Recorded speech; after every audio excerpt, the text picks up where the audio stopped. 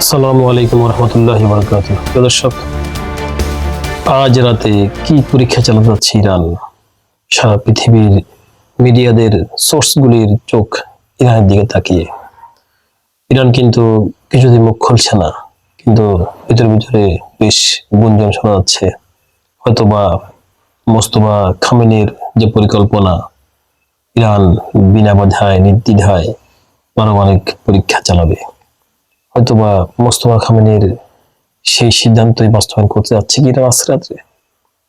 দর্শক, সাথে সাথে থাকছে আরো অনেক গুরুত্বপূর্ণ ব্রিফিংস।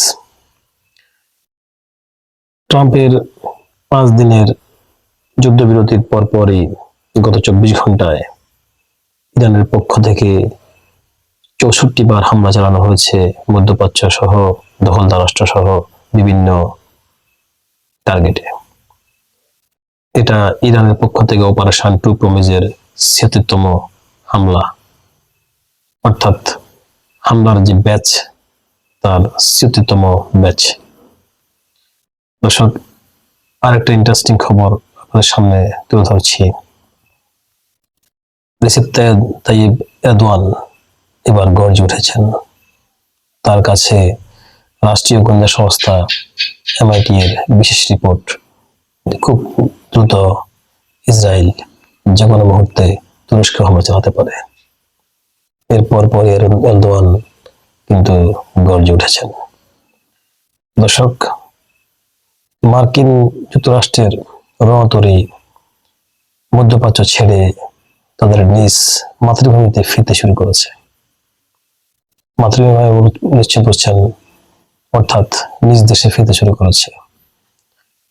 অজুহাত দিয়েছে রণতরীতে আগুন লাগার পরে সেই রণতরী মেরামত এবং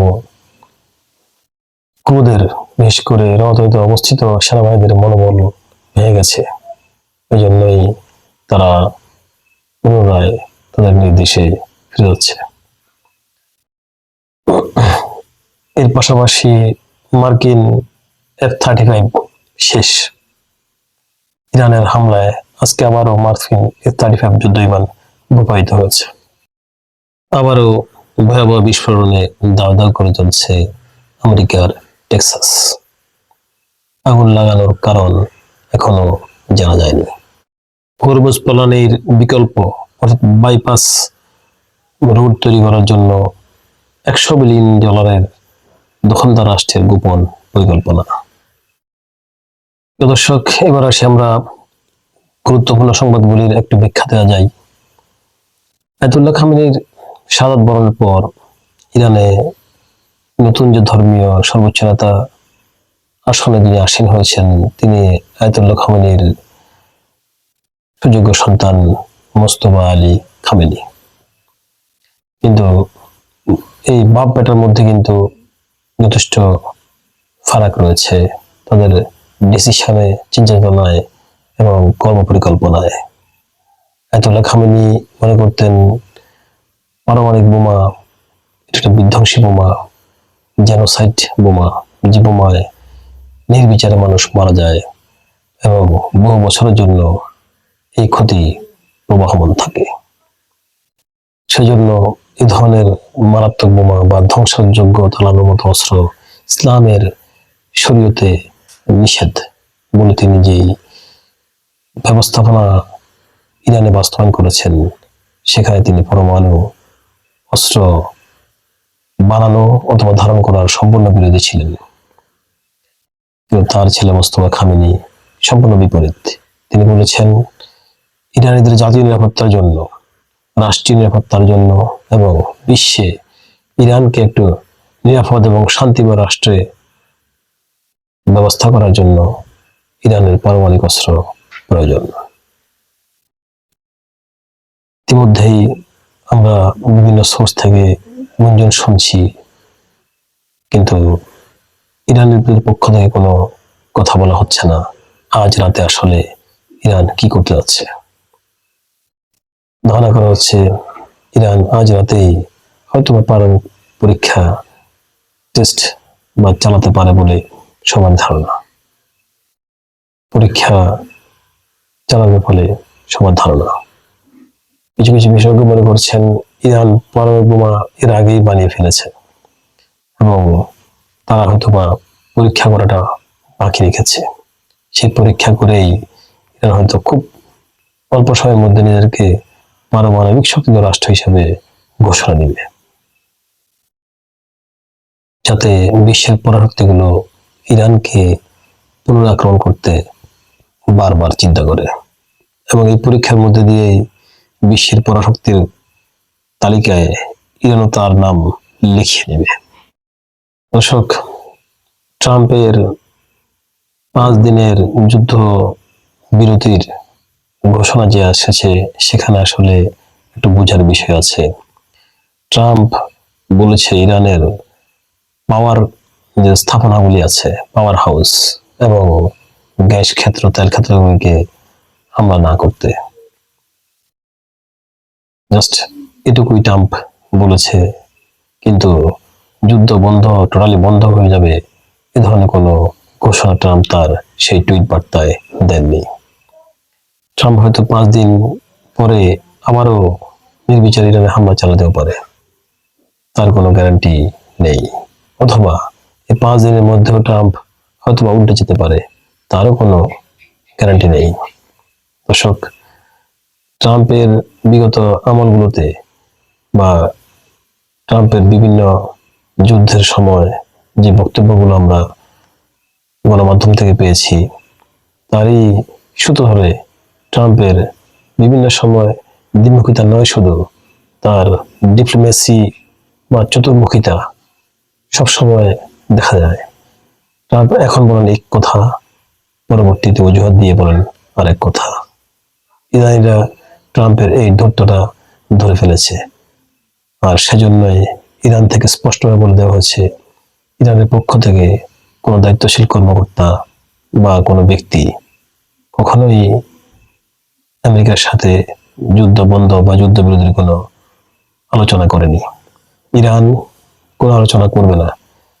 ইরানের এই যুদ্ধ হয়তো বেঁচে থাকার যুদ্ধ, নয়তো শহীদ হওয়ার যুদ্ধ।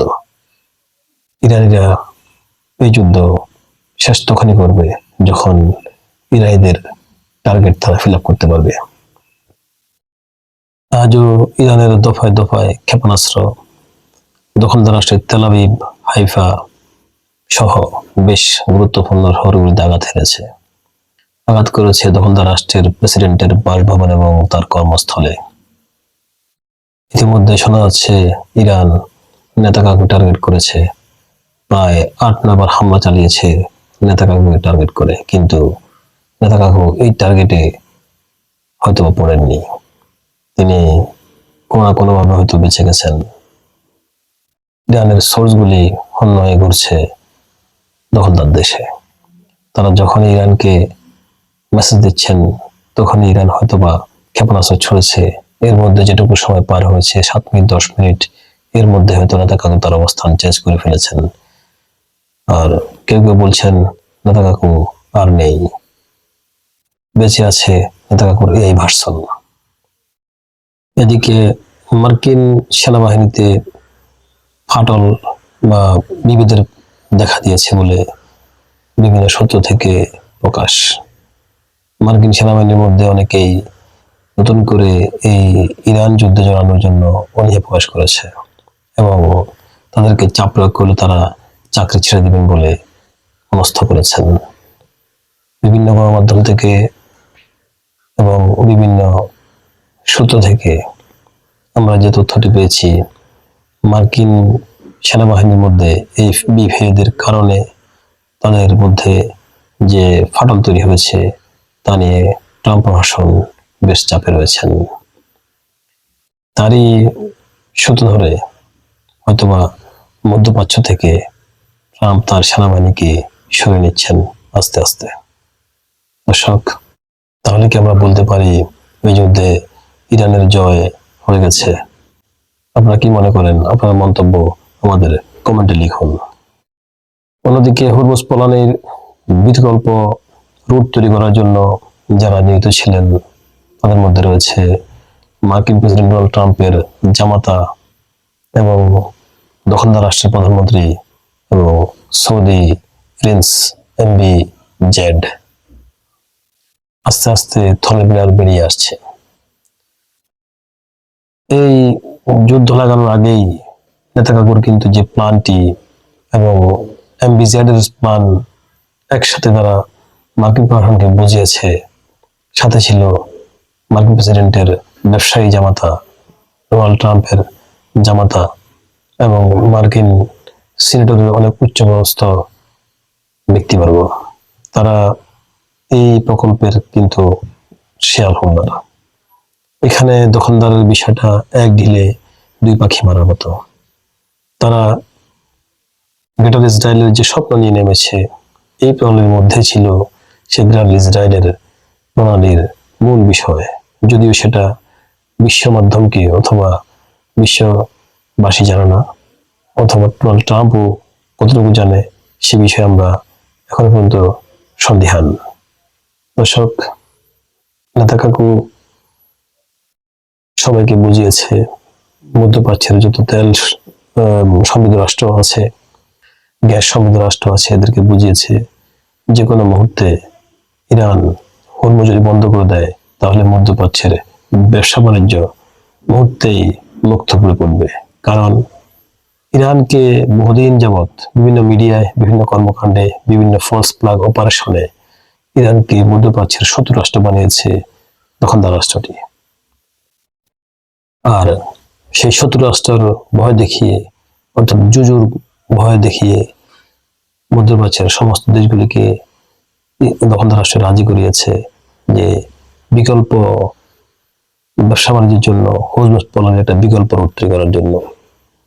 আর এই রুটের জন্য যে বিনিয়োগ হবে সেটা $100 বিলিয়ন প্রায় কাছাকাছি। ইতিমধ্যে মধ্যপ্রাচ্যের দেশগুলি থেকে $100 বিলিয়ন সংগ্রহের কিন্তু একটা পরিকল্পনা তৈরি হয়ে গেছে এবং শোনা গেছে বিভিন্ন সোর্স থেকে যে $100 বিলিয়ন প্রায় টাকা জোগাড় করে ফেলেছে নেতাকাকু এবং এমবিজেড, যেখানে অর্থলগ্নি করেছেন ডোনাল্ড ট্রাম্পের জামাতা। বিভিন্ন রকমের শেয়ার তারা ভাগ করে কে কোন দিক দিয়ে ব্যবসা করবে তার কিন্তু সম্পূর্ণ পরিকল্পনা ফাইনাল করে তারা নেমেছেন এই যুদ্ধে। পিছনে নেতাকাকুর যে পরিকল্পনা ছিল তা হলো গ্রেটার ইসরায়েল তৈরি করা। নেতাকাকু জানতেন এই প্রকল্প বাস্তবায়ন করতে গেলে এখানে যুদ্ধ লাগবে, আর সেই যুদ্ধে আমেরিকা যদি তার সাথে থাকে তাহলে সবাইকে মেরে মেচাকার করে দিয়ে তিনি সিরিয়া, জর্ডান, ফিলিস্তিন সহ আরব, সৌদি আরব কিছু সহ সবগুলো তিনি দখলে নিয়ে গ্রেটার ইসরায়েল তৈরি করবেন। এবং তখন বাধ্য হয়েই আরব দেশগুলো মধ্যপ্রাচ্যের যত তেল, যত খনিজ সম্পদ আছে সবগুলো এই বিকল্প হরমুজের বিকল্প পথ দিয়ে তিনি পৃথিবীর বিভিন্ন রাষ্ট্রে যাওয়ার জন্য রাস্তা তৈরি করে দেবেন এবং তিনি সেই রাস্তা ব্যবহারের জন্য টোল আদায় করে বসে বসে কেমন পর্যন্ত খাবেন। দর্শক, এই পরিকল্পনা এখন সবাই বুঝে গেছে এবং নেতানিয়াহুর মাথায় হাত। তার কারণ তিনি এই পরিকল্পনা বাস্তবায়নকে দূরে থাক, গত প্রায় 25 দিন যুদ্ধে ইরানের মার খেয়ে ফিলিস্তিনের মতো এখন দখলদার রাষ্ট্রের অবস্থা প্রায় সমান সমান। প্রতি মুহূর্তে দখলদার রাষ্ট্র থেকে ভেসে আসছে কান্নার আওয়াজ, প্রাণ নিয়ে ছুটোছুটি, বিভিন্ন জায়গায় নেতাকাকুর বিরুদ্ধে অপমানকর স্লোগান চলছেই। এর মধ্যে মোরার উপর খরার ঘা হয়ে দেখা দিয়েছে হিজবুল্লাহ বাহিনী ও হুতি।